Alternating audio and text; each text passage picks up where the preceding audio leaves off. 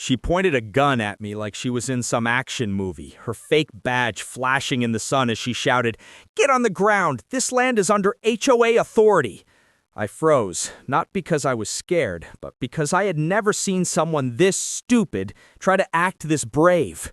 I was standing on my own ranch, boots still dusty from feeding my horses, when three men in cheap black uniforms jumped out of a dented SUV and tried to surround me like they were some elite tactical team. One of them kept adjusting his belt like it didn't even fit him, and another kept whispering, "Do we really have to do this?" under his breath. The lady who claimed to be their leader, Karen, kept her gun shaking in my direction. "You were warned. You can't build that barn without HOA approval," she screamed, even though there was no HOA for miles. I stared at her, letting the silence drag long enough for her to get nervous. Her finger twitched on the trigger, and for a second I wondered if she even knew how guns worked. "This is my land," I finally said, calm and slow. "No HOA, no authority. You're trespassing." She smirked like she had some secret power and stepped closer. "You think you can talk your way out of this? We're the law here." The two men beside her exchanged quick looks, almost like they were unsure if they had signed up for this level of crazy. Karen didn't notice. She was too busy acting like a sheriff from a TV show nobody watches anymore. When she pulled out a fake citation and slapped it against my chest, she whispered, "One wrong move and you're done." And for a moment, she actually believed she owned me, believed her fake power was enough to scare anyone. But she had no idea who she was dealing with. No clue that under my quiet voice and dusty clothes was 20 years of Navy SEAL training that taught me exactly how to handle threats like this, how to read their fear, their weak spots, their lies. She tried to grab my arm, but her hand shook so much she barely brushed me. "Turn around," she ordered. "You're coming with us." Her voice cracked mid-sentence, and the guy behind her whispered, "Karen, maybe we should leave." She didn't even blink. "No, he's building illegal structures. He's violating HOA Code 14B. "There is no HOA, I repeated, my voice low, steady, pushing her patience to the edge. She yanked the pistol higher, her eyes wide like she was terrified of me, but couldn't back down now that her little audience was watching. I stepped 1 inch closer, just enough to see her panic rise. She didn't know whether to shoot or run, and both options scared her. She jabbed the gun forward. I said, "Get on the—" But before she could finish, a gust of wind blew her fake badge right off her vest and sent it spinning across the dirt. One of the men tried to catch it, stumbled, and almost dropped his gun.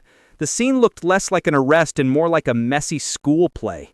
For a second, I almost felt embarrassed for them. Then came the moment that flipped everything.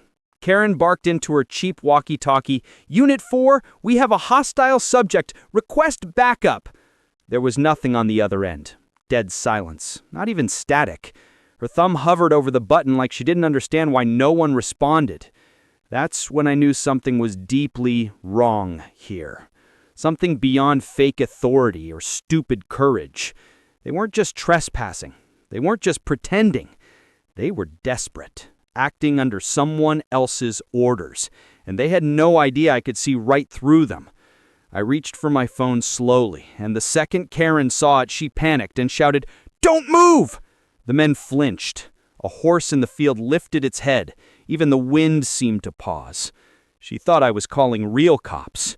She had no idea what was actually on that phone, or who I could reach with one push. But then, something else happened. Something none of us expected. The man on her left looked at my phone screen for half a second, and his face turned pale. He whispered, "Karen, we need to go. Now!" She snapped at him. "Stop being weak. He's just a ranch guy." But he shook his head again, this time almost trembling. "No, he's not." And right in that moment, I saw it. Recognition. Fear. Truth. He knew exactly who I was. Karen didn't. Not yet. But she was about to. Karen finally realized something was off when the man beside her kept staring at my phone like it was a bomb. His voice dropped to a shaky whisper. "I've seen him before. That's James Carter." Karen frowned. "Who cares?" But the man stepped back slowly.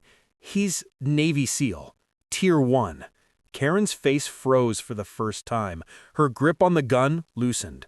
For a second, the ranch went silent, like the whole world held its breath. I didn't say a word. I didn't need to. My training taught me silence hits harder than shouting. Karen tried to laugh it off. He's lying. You're not military. You're too calm. I looked straight into her eyes. Calm is the first sign you should run. Her throat tightened. She suddenly stepped back, her confidence cracking. But then she doubled down, pretending to be brave. I don't care who you are. This land falls under HOA protection. I raised a brow. Then show me real documents. She froze because she didn't have any. And that's when a black truck appeared at the end of my driveway. Karen didn't see it yet, but I did. And the second I recognized it, my stomach tightened. That truck didn't belong to any HOA. It belonged to someone far more dangerous.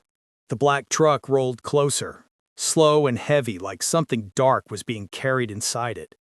Karen finally turned, saw it, and her whole script collapsed. She whispered, "Oh no, he wasn't supposed to come yet." Her fake cops stepped back like they had just seen a ghost.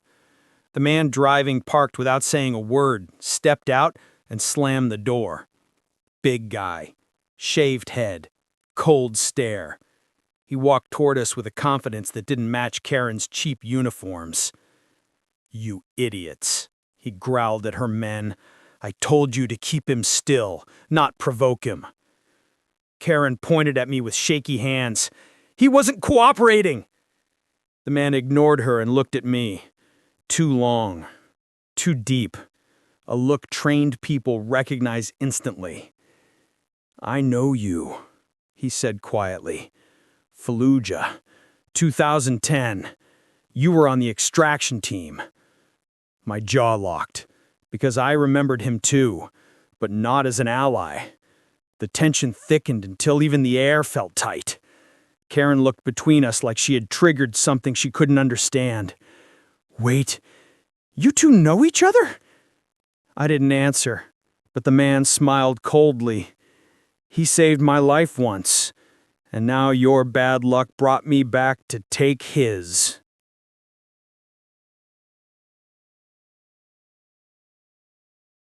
Karen's mouth dropped open. "Take his? Why would you?" He cut her off. "Because I owe someone more than I owe him." He stepped closer, lowering his voice so only I could hear. "There's a bounty on you. Someone from your past wants you gone." A chill slid down my spine. "Who?" He smirked. "You'll know soon." Karen panicked. "Wait, this was supposed to be a property violation, not whatever this is?" Her men backed away, clearly realizing they were part of something way beyond HOA drama. The big man turned to them. "Get lost, all of you." They didn't hesitate. They ran like scared children. Karen stayed frozen, breathing fast, gun trembling in her hand. "I didn't sign up for this," she whispered. "I just wanted to stop him from building a barn." The man laughed, dark and sharp. "Lady, your little act dragged you into a war you know nothing about." I tightened my stance, ready. He noticed. "Relax, SEAL. I'm not killing you here." He pointed toward my barn. "Your land isn't the problem. Your past is." And when he walked toward the barn like he owned the place, I knew something inside that building was about to expose a truth I wasn't ready for. The door to the barn creaked open, and he stepped inside like he knew what he was looking for. Karen followed him, terrified but curious, as if she needed to understand what she had accidentally unlocked. I walked after them slowly, every step controlled. Inside, the barn was quiet, except for the soft hum coming from the metal chest I had locked in the corner. His eyes locked on it. "Still carrying secrets, I see." Karen whispered, What's in there?" I stayed quiet.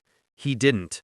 Proof, evidence, files from missions the government buried so deep even God forgot about them. Karen's eyes widened. You're a spy?"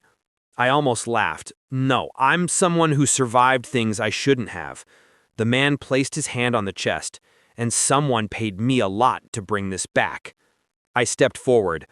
Open it, and you'll regret it. He smirked. You think I'm scared? No, I said softly, but you should be. Before he could react, a red sensor flashed underneath the chest, something only I knew was there. He saw the light at the same time I did. His expression changed instantly. You booby-trapped it? Not for you, I replied, for the person coming after you.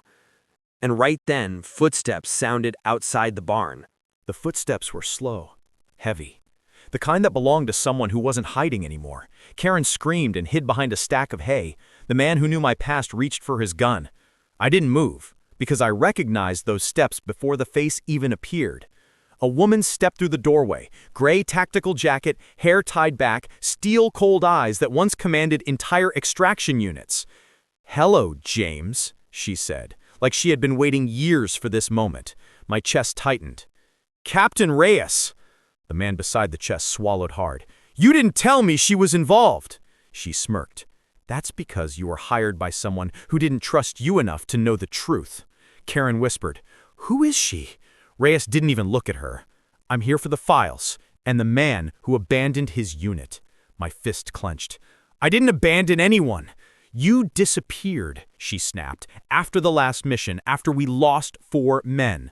Her words hit harder than any bullet. The barn felt smaller, darker, like old ghosts had walked in with her. She took one step forward. "Hand over the chest, or the next bullet I fire goes through the both of you." The man raised his hands. Hey, I'm just the middle guy here." Reyes didn't blink. "Not anymore," and she aimed straight at him. I moved before she could fire. Years of training slammed back into my muscles. I grabbed her wrist, twisted, and the shot went wild into a wooden beam. The barn exploded with panic. Karen screamed, the hired gun dove for cover, and Reyes tried to break free. "You still fight like a ghost," she hissed. I pushed her back, breath sharp. "I didn't abandon the team. I followed orders you never got." She froze. "What orders?" I nodded toward the chest. "Encrypted ops. Level Omega. Only 2 SEALs were cleared for it." Her face changed, anger fading into shock. "You were protecting classified intel?" "I was protecting you," I said. The silence after that felt like time stopped. The hired gun stepped out slowly, eyes wide. "So, no one's killing anyone?"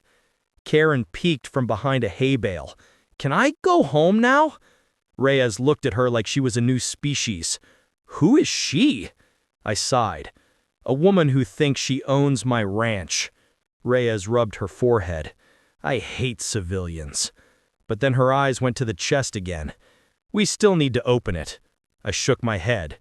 "Not until the real enemy shows their face." "Who's the real enemy?" she asked. And before I could answer, my ranch lights suddenly shut off. Every one of them. Darkness swallowed the land. Then a drone hummed outside, aiming right at us.